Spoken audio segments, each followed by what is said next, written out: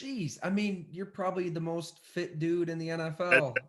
man, I feel like I was like I had the heat on at like 76, freezing cold, and like it was funny, but I mean not funny, but like it was funny comments. People are like, "Oh, he has COVID." I'm like, "No, I would go."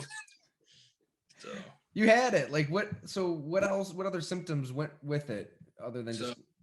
so it's like chills, aches, just like extensive sweating. So like I'd lay down, like my sheets were gray in Green Bay, and so like and I'd wake up the clock and I'd look at my sheets and it was like I went into the swimming pool and I jumped straight up.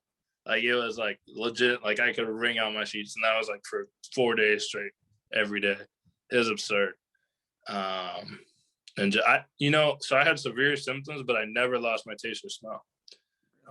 But I had like whatever the severe category, like the temperature, the fever, the aches, the chills, the whatever. But And you're just staying at home. Like you can't really go yeah, I anywhere, couldn't right?